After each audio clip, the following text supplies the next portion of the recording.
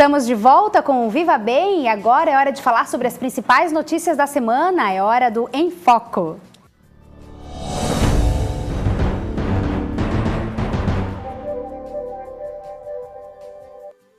Aqui ao meu lado eu tenho Joaquim Lacerda, aqui da casa mesmo, que apresenta o Tribuna e também o Sem Restrições, aqui na TV MCA, e vai conversar um pouquinho com a gente sobre as principais notícias da semana, que continua se falando sobre os movimentos, sobre as manifestações e os protestos por todo o país. Tudo bom, Lacerda? Tudo bem, boa tarde. Boa tarde, muito bem-vindo aqui no Viva Obrigado. Bem. Lacerda, vamos começar falando sobre a declaração que a presidente Dilma Rousseff falou em um tom tão assustado que a gente estava conversando aqui.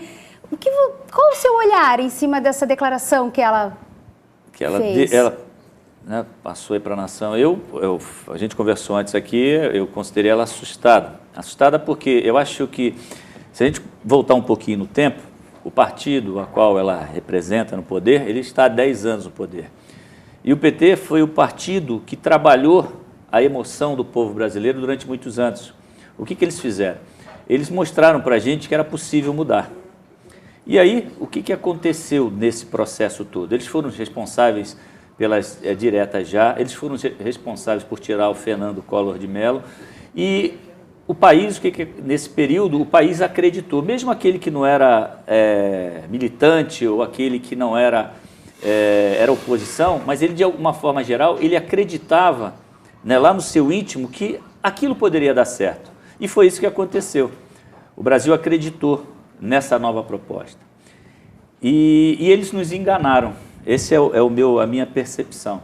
Eles nos enganaram e deixaram a gente, por um período, adormecido. O povo brasileiro, ele se sentiu... é como se não acreditasse. Está caindo na tua frente e você não acredita que aquilo está acontecendo. Poxa, mas eu dei tudo para eles disseram para mim que eu fazia desse jeito e estão fazendo o oposto. E aí foram anos se acumulando e que culminou nos 20 centavos, que isso aí é um mero detalhe dentro dessa história, foi a gota d'água no copo d'água, né? E que fez ele transbordar. E eu acho que o PT, ele se sentia tão seguro da situação, e eu digo o PT como toda a sua cúpula, principalmente, que cobre a imagem da presidente, que na verdade trabalham por trás dos bastidores, eles se sentiam tão seguros de que nada iria acontecer, porque basta ver o histórico de irresponsabilidades que esses 10 anos aconteceram, esse monte aí de mensalão, roubo daqui, desmando dali, e eles continuam na boa. Tira daqui, muda para lá e continua na boa. Tem deputado que está sendo acusado que faz parte da Comissão de Justiça, né, que é o Genuíno. Enfim, e eles continuaram acreditando que isso ia ser assim. Só que aí o povo falou assim, pera um pouquinho, chega de bobagem, vamos acordar, não vamos deixar mais eles fazerem isso. E foi quando houve essa reação. E eu acho que a Dilma, ela não esperava, e nem eles esperavam isso. Isso gerou internamente, a minha avaliação, um desconforto na cúpula do PT, que tem uma forte ala desse segmento do partido, que eles pensam no retorno do Lula, né? E que a Dilma, pelo que conta nos bastidores, é uma pessoa muito autoritária, ela chega gritando, dando de dedo na cara na reunião, ela não tem isso, quer dizer, é o estilo dela, né? É o estilo dela. Enfim, ela tem essa característica, que é o que conta. Eu nunca participei de uma reunião com a Dilma, né? Sim. Mas a gente ouve. Enfim, e eu acho que esse susto fez com que ela tomasse essa decisão de vir a público para mostrar, eu estou do lado de vocês, olha, pera um pouquinho, lembra de mim, eu sou aquela lá de trás, a guerrilheira, que sequestrou embaixador, que ajudou a roubar banco, etc. Eu sou ela, lembra de mim? Oi, estou aqui. Eu acho que ela quis dizer isso para a nação. Só que os papéis se inverteram, ela está no poder e ela que gerou, ela de alguma forma, ela faz parte desse processo todo, que gerou essa insatisfação. E aí ela tinha que dar uma satisfação à nação. E aí foi onde ela pecou, né? Falar em plebiscito, que era um momento inadequado, falou algumas bobagens, que o desconforto que já existia dentro da cúpula, no meu ponto de vista, aumentou. E agora está aí, né? Tá acontecendo o que nós estamos vendo, né? Com certeza, o país cada vez mais se manifestando e protestando e cada vez mais por causas diferentes, né? Na verdade, começou por causas diferentes, né? Teve os 20 centavos e aí um sai na rua pedindo o fim da PEC 37, que tira o poder de investigação do Ministério Público, aí o outro já vai pedindo uma outra coisa, escola. Acumulou que a imprensa aproveitou o gancho e mostrou as barbaridades que estavam acontecendo com os estádios de futebol, num período em que está acontecendo um evento preliminar, vamos chamar assim, preliminar de uma Copa do Mundo, estádios que que iam gastar 500 e poucos milhões, chegando a passar de 1 bilhão em locais impróprios, por exemplo, o Mané Garrincha, onde aconteceu todo o problema, que saiu de 500, foi para mais de 1,5 milhão.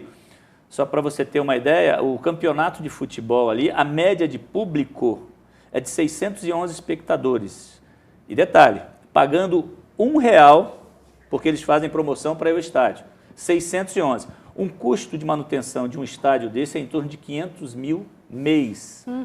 Então, de onde vão tirar esse dinheiro? Isso eu estou falando só desse. Tem um lá em Manaus, que é outro elefante, tem um em Natal, outro elefante, onde a gente entende que o poder da população e o gosto pelo futebol, ele não chega a ser tão atrativo como nos grandes centros. O Maracanã, por exemplo. O Maracanã, do jeito que estava, ele já tinha sido reformado. Ele poderia ter sido reformado com parte desse dinheiro que foi gasto, mais de 1 bilhão e 5 milhões que foi gasto no Maracanã. Com esse dinheiro, eles reformavam o Maracanã e tinham construído, se não me engano, mais 10 ou 12 hospitais no Rio de Janeiro. Então, você percebe que houve um desrespeito. O governo federal falava que não ia colocar dinheiro nisso, ia ser da iniciativa privada. Estava previsto que 85% do valor que seria aplicado nesses estádios, que nós estamos vendo algumas imagens aí, seriam da iniciativa privada. A iniciativa privada até agora investiu 15% desse montante. Então, tudo isso foi acumulando e o povo veio para a rua. E agora, para conter essa manifestação popular, só com medidas como algumas que estão sendo tomadas. O arquivamento da PEC 37, deixar isso bem claro, que nós, como temos o pé atrás, esse negócio de arquivamento pode ser reaberto a qualquer momento. E aí mexeram nas passagens, o governo assinou com desconto do PIS e COFINS, aí alguns municípios já deram ISS, e assim foi, quer dizer, uma forma de tentar amenizar essa situação. Mas isso ainda não chegou no fim. Pois é sobre isso que eu queria falar agora. A gente viu que essa declaração, depois que a Dilma deu, começou a gerar uma série de ações emergenciais, digamos assim, como você falou, para amenizar toda essa situação. Mas você acha que isso vai para frente? Porque será que conseguiu convencer o povo brasileiro que está na rua, que está protestando, essas pequenas medidas? Porque a gente falava agora da PEC 33, né? Ok, a 37 foi votada, foi arquivada, quase que unânime, né, contra, mas a PEC 33 dá o direito deles votarem. Então, quer dizer, ela considera agora que corrupção é crime hediondo, porém, se eles mesmos tiverem o direito de votar, o poder volta para eles e Sim. acaba tudo em pizza de novo. Na verdade, tira o poder final do Supremo e volta para o Congresso a decisão final sobre se está certo ou não o Supremo. Isso é um absurdo, isso não existe em país nenhum do mundo, né? Enfim, aí uma outra medida que foi tomada foi esse deputado que acabou sendo condenado, né, à prisão. A gente pode achar que isso foi um ganho para a nação, mas se você pensar que nós já temos aí o nosso Supremo há mais de 200 anos, foi a primeira vez que um deputado... Então, eu não sei se a gente pode considerar isso um ganho, simplesmente uma forma de compensação por tudo que está acontecendo. Acho que o movimento, você conversou na semana passada, né, com o professor Sérgio Saturnino, e para falar sobre esse assunto, ele é uma pessoa extremamente... Eu estou tendo a oportunidade até de conversar com você com um pouco mais de propriedade, primeiro porque a gente acompanha no dia a dia, e porque eu fiz o meu programa do final de semana Sem Restrições com o professor Sérgio, falando sobre tudo isso. E aí você pega uma coisa ou outra e você vai formatando a sua ideia com o que ele falou. Então esse movimento, ele tende agora a dar uma amenizada. Por quê? A gente já começou a ver aqui na região, diminuiu a participação e etc. Por quê? Porque algumas conquistas já foram, né? Agora começam a aparecer os chamados líderes desses movimentos, que começam a determinar, não, agora nós vamos focar nisso, focar naquilo, e começa a dar uma diretriz. Mas essa parada que vai acontecer daqui a um tempo do movimento, vai ter a nacional, uma grande mobilização, mas a diminuição, principalmente nas cidades menores, isso vai acontecer de uma forma paulatina, isso vai acontecer. Mas ela não vai, isso não significa que nós vamos adormecer por mais 10 anos. Se alguma dessas medidas que já foram propostas e outras que estão sendo sugeridas não vierem a ser colocadas em prática o mais rápido possível, como, por exemplo, o recurso que ela falou, que vai tirar dos royalties do petróleo, 75% da educação, para a educação e 25% para a saúde. Se o povo não começar a ver os resultados, principalmente na saúde, que a gente observa todos os dias aí, pessoal em corredores, gente passando mal, morrendo em porta de hospital, se o povo não começar a enxergar isso de uma forma mais rápida, que é onde ele vai sentir, principalmente na saúde, as manifestações vão voltar. Eu particularmente entendo. Com a mesma intensidade ou talvez até um pouco maior do que nós estamos vendo. Com certeza. Inclusive, infelizmente, com vandalismo.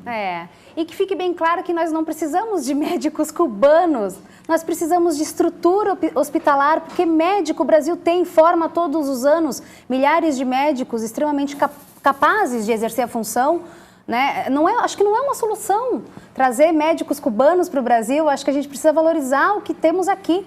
Não é verdade? Precisamos, na verdade, que esse dinheiro seja aplicado na saúde, em hospitais, em equipamento, em bons salários para os médicos e melhores condições de trabalho, né? Com certeza. Eles são socorristas, não são nem médicos. Pois assim. É diferente até. Se eles foram para o Paraguai não quis vir para o Brasil. Tem isso também. Ele não serviu para o Paraguai, com todo respeito, né? Pois Fazer o quê? E parar no Brasil.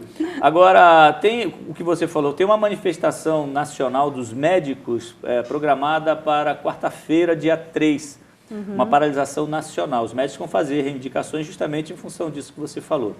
O que falta é uma política um pouco mais organizada, no meu ponto de vista, né, com relação a essa parte médica. Eu acho que o governo poderia estimular um pouco mais o acadêmico, principalmente das universidades federais.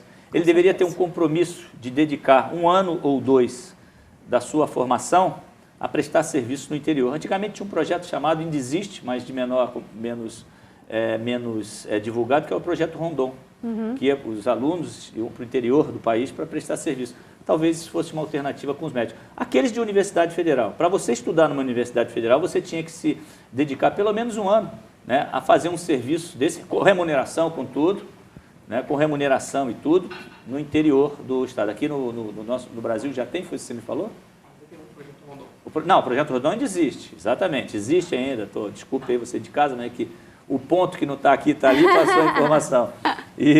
Existe, como eu falei, o projeto Rondon, mas ele já não tem mais a divulgação que tinha antes. Como os alunos, os acadêmicos tinham vontade de projeto Rondon. Isso fazia bem, você ir para o interior do estado, você voltava com uma bagagem muito grande. Nós temos que estimular isso nesse segmento de medicina. E se não pelo bem, né, vai pela forma de obrigação. Para estudar, para você fazer uma universidade federal, e que a maioria são pessoas de família com poder aquisitivo melhor, eles tinham que se comprometer a doar 1 ano, mesmo que remunerado e tal, mas 1 ano desse seu serviço em projetos como esse de interior de estado. E aí você ia ter sempre médicos atuando nessas áreas que são carentes. É uma opinião minha, né, bem particular. E eu concordo com você. Lacerda, nosso tempo chegou ao fim. Muito obrigada pela sua participação. Semana que vem a gente volta e se o foco das notícias da semana forem os protestos, estaremos aqui de novo falando sobre esse assunto. A gente faz um breve intervalo e volta já já.